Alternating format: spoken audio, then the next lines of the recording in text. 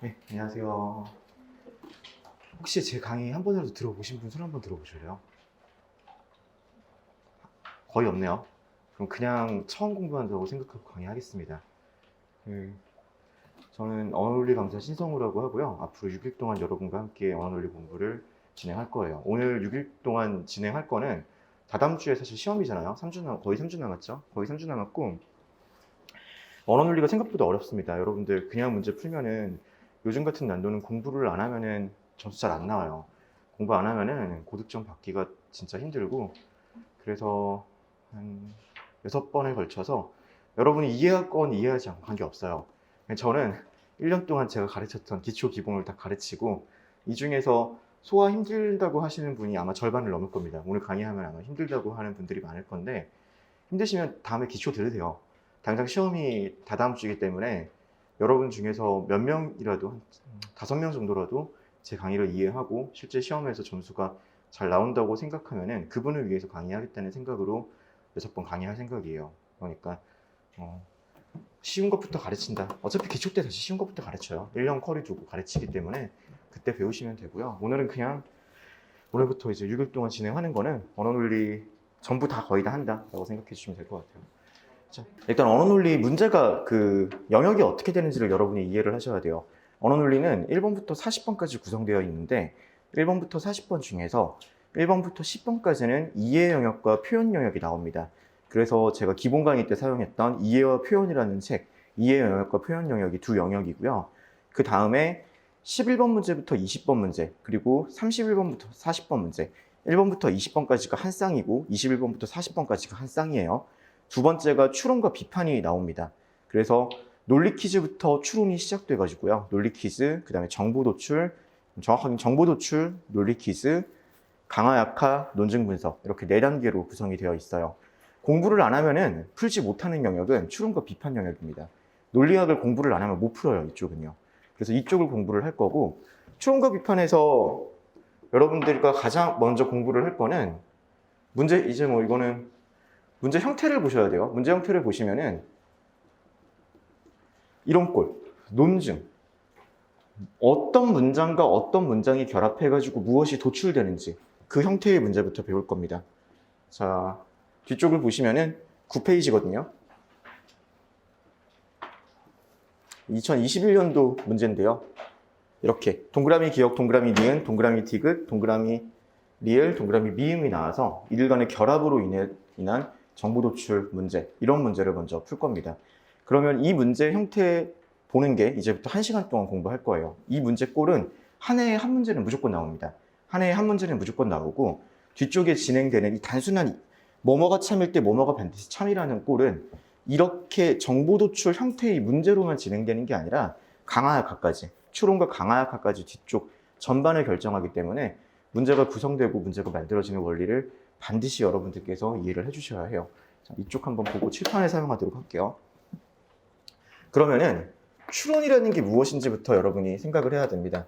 추론이란 책에 나와 있어요. 기존 정보로부터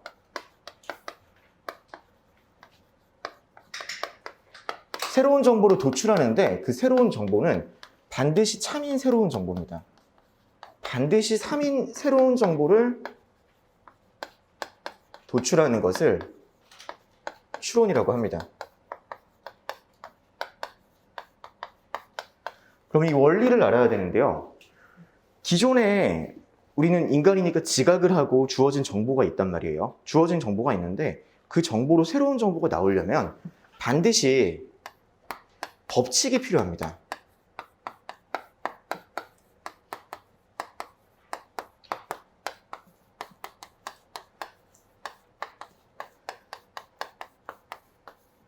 이 법칙과 원리를 우리는 뭐라 그러냐면요. 언어논리에서는 조건문이라고 해요. 조건문. P이면 Q이다 꼴이죠.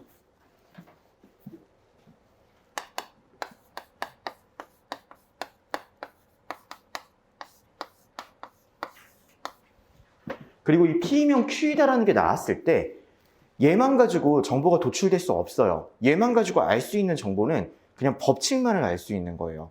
안경을 쓴 사람들은 모두 공부를 잘한다 라고 하면은 안경 쓴 사람이 공부를 잘하게 된다라는 법칙만을 우리가 알 수 있을 뿐입니다. 여기에다가 초기 정보가 필요해요.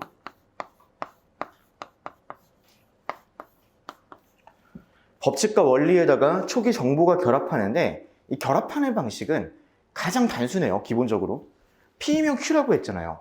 그럼 뭐가 들어가야지 정보가 결합될 수 있을까요? 당연히 P가 들어가는 거예요. P이면 Q라고 했을 때 초기 정보로서 조건문에, 이 조건문이라는 건 익숙할 거예요. 조건문이니까 앞에 있는 걸 전건이라고 그러고 뒤에 있는 걸 후건이라고 그래요. 뭐 이거 전건이라는 말을 안 써도 되는데, 조건문 형태로 법칙이 들어가면 정보가 도출되는 건 조건문 형태에서는 앞에 있는 거에 해당한다라고 말을 해야지 얻어지는 정보값은 뭘까요? 결과값은 후건값이 반드시 참인 걸로 떨어지는 거예요. 이게 정보 도출이고 반드시 참이다라고 나올 때의 이거 외에 없어요. 사실 다 이거의 변형입니다. 얘가 우리가 새로운 정보를 도출하는 처음이자 끝이고 시작이자 마지막이에요. 얘를 모든 문제풀이에서 활용하는 게 언어논리의 논증이라고 생각하면 됩니다. 자, 그러면 여기서 추론의 제1원칙을 정리를 한 다음에 그 다음에 하나 넘어갈게요. 얘가 추론의 제1원칙이라고 해서 전건 긍정법이라는 게 나와요. 법칙으로 P면 Q가 오고 초기 정보값으로 P라고 오면은 조건문의 전건을 긍정하죠. 전건을 긍정해서 결과값으로 Q가 온다. 전건 긍정법이거든요. 이거를 연역 규칙이라고 합니다. 연역이라는 말은요,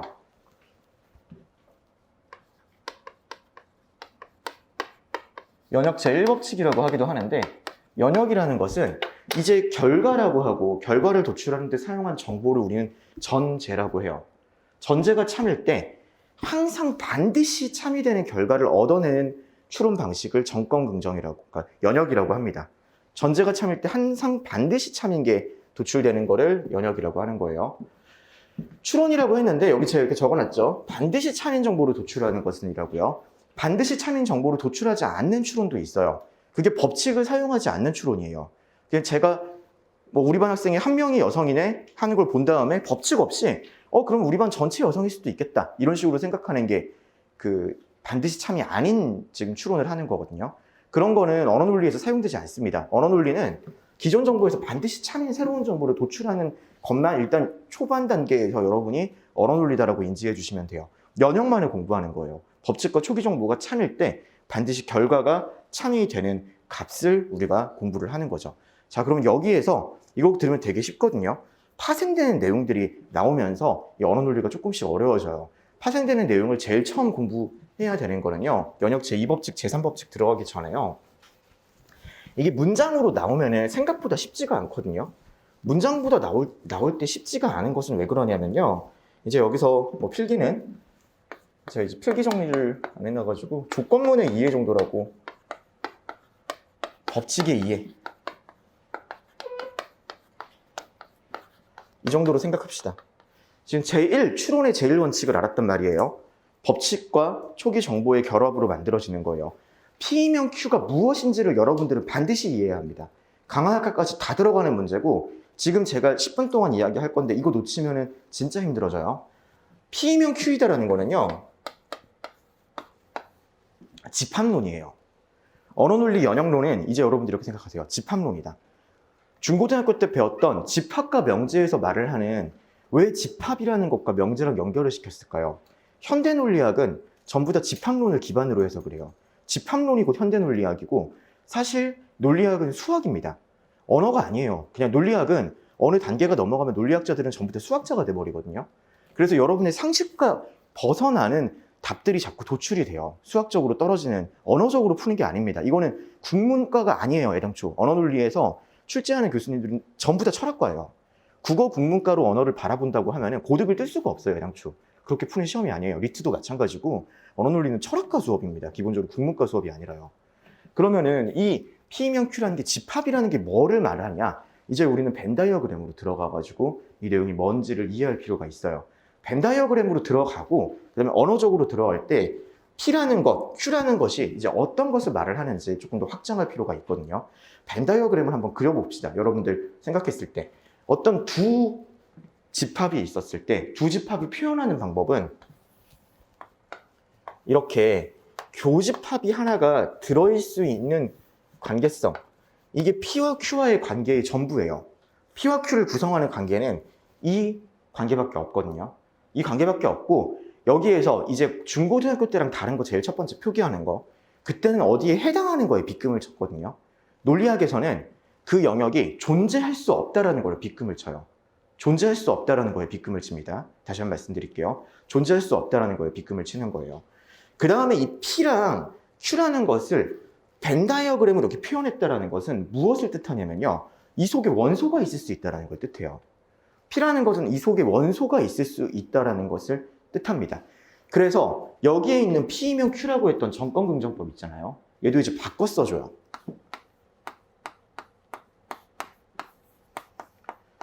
하첨자 X가 생략되어 있는 거예요. P이면 Q라고 말을 할 때 있어가지고요. 하첨자 X는 뭘까요? P에 속하는 원소라는 뜻이에요. 하첨자 여기 X는 Q에 속하는 원소라는 뜻입니다. 그 다음에 반드시 이제 이건 좀 이따 설명을 할 건데요. 양화사라는 표현을 현대논리에서는 붙는데요. 여기다가 위에다가 이 X의 범위를 한정합니다. 얘는 그냥 A 거꾸로예요. 모든 X에 대해서라고 읽으면 돼요. 이렇게 쓰는 게 원래 의미하는 건 얘라는 거예요.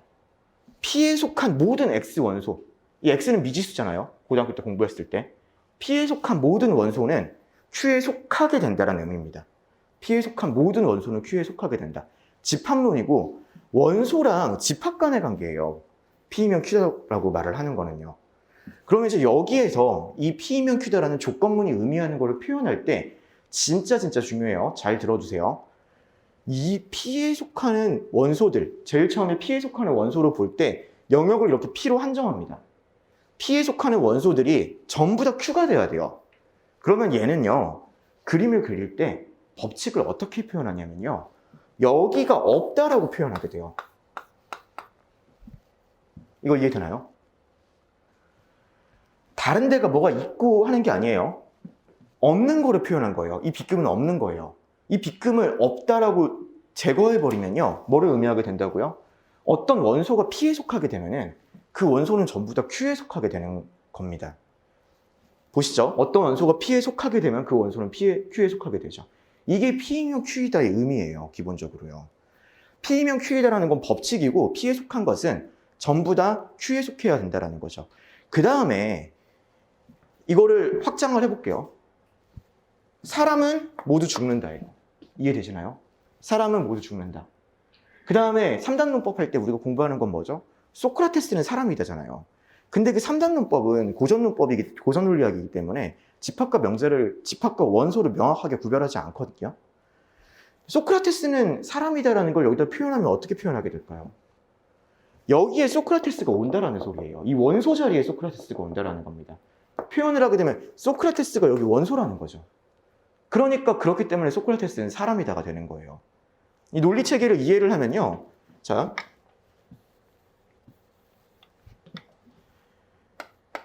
사람이다예요. 휴먼. 죽는다. 데스. 이게 사람은 모두 죽는다를 기호로 표현하는 겁니다.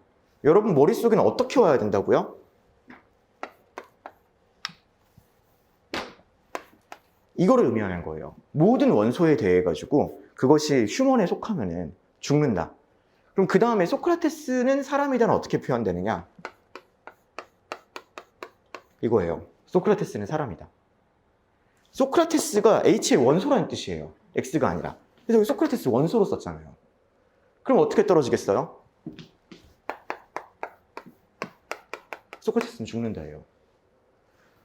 이제 제일 첫 번째 단계에서 정권긍정법을 하면서 조건문이 무엇인지까지 설명을 드렸고 집합과 원소의 개념을 드렸어요. 이거를 우리는 뭐라고 그러냐면 특칭이라 그래요. 특정 존재, 특정 무엇을 칭한다고 해서 특칭이라고 합니다. 법칙은 뭐라고 말을 할까요? 전칭이라고 말을 해요. 왜 그렇죠? 모든 X에 대해서 그러는 거예요. 이 패곡선 속에 있는 모든 원소에 대해서 이 법칙이 성립합니다. 그리고 이 패곡선이 아니라 이 어떤 원소가 어디에 속한다라는 걸 가지고 특징이 성립하는 거예요. 그래서 원소랑 집합의 관계로 논리학을 공부를 시작해야지 이게, 그리고 모든 논증을 바라볼 때 지금 제가 방금 설명드렸던 이 내용 가지고 논리를 바라봐 줘야 돼요. 물론 여기 있는 거를 얘가 아니라 그냥 어떤 뭐 이렇게 말이 들어가 있다라고 하면은 얘가 그냥 주어지기만 하면 이 뒤쪽 게 전혀 원소가 달라도 그냥 떨어지기도 합니다. 문장 구성에 있어가지고 조건문 형태라고 하면요. 그럼 여기 전건을 충족시켜가지고 후건이 들어가는 건 똑같은 거예요. 하지만 이렇게 일반 전체 법칙성을 말하고 있으면은 전건을 긍정시켜서 후건을 도출되는 원소로서 도출하는 게 우리가 논리학에서 가장 일반적으로 바라보는 겁니다. 자, 그럼 여기서 진짜 헷갈리고 어려울 수 있는데 부정 표현이라는 게 뭔지 이해를 하고 가야 돼요. 여러분이 제일 첫 단계에서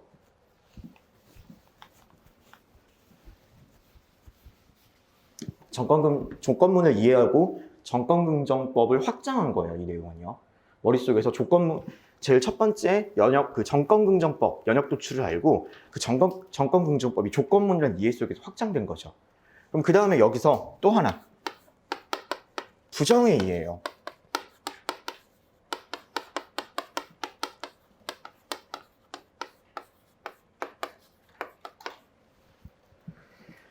조건문의 부정이 뭔지를 여러분이 이해를 해야 되거든요. 부정값이 약하고 논증에서 부정이 거짓이고 이렇게 되는 표현이에요. 모든 언어 논리에 나오는 표현을 이제 다 보려고 하면은 부정을 이해를 해야 됩니다.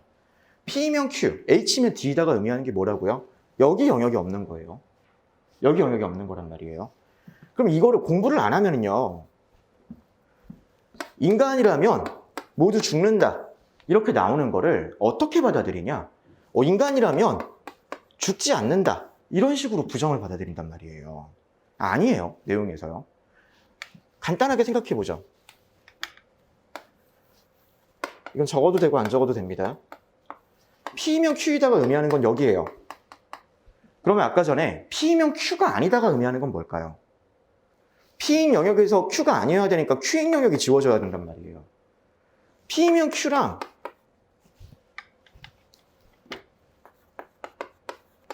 P면 Q가 아니다. 서로 지금 충돌하고 있나요? 동시에 일관되게 하나의 벤 다이어그램에다가 표현할 수 있잖아요. 얘가 의미하는 거는 P인 영역이 없다로 끝나는 거예요. 얘는 이거를 의미할 뿐입니다. 이 전체 집합에 있어가지고 P인 것은 존재하지 않는다가 이 두 법칙을 통해가지고 만들어지는, 도출되는 결과일 뿐인 거예요. 다시 말해서 위에 거의 부정은 아래가 아니에요. 위의 법칙은 아래 법칙으로 부정되는 게 아닙니다. 그러면은 조건문 P면 Q이다의 부정은 뭐냐?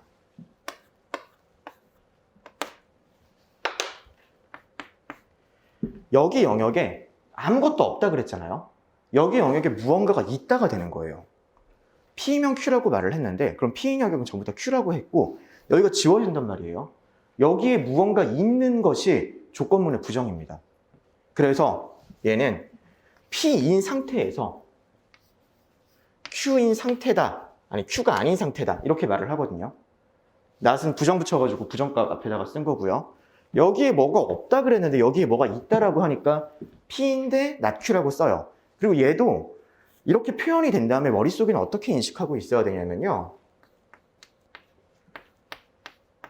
어떤 X라는 거예요. 그리고 이제는 A 거꾸로가 아니에요. 이건 모든 원소에 대하여거든요.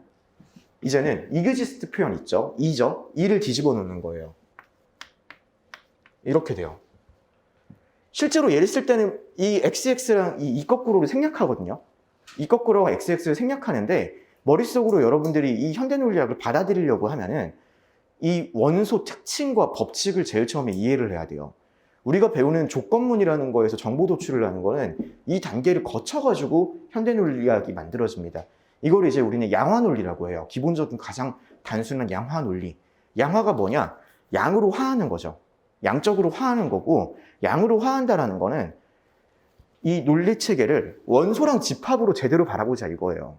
무엇이 원소고 무엇이 집합인지 바로 바라봐가지고 여기 있는 모든 사람이면은, 사람에 해당하면은 데스한다 이렇게 들어가는 거고, 얘의 부정값은 사람인데 죽지 않는 누군가, 무언가가 있다 이렇게 나오는 겁니다. 그래서 P이면 Q의 부정은 P이면서 Q가 아닌 어떤 것이 있다가 P이면 Q의 부정값이 돼요. 여기까지 따라오시겠나요? 이해되세요?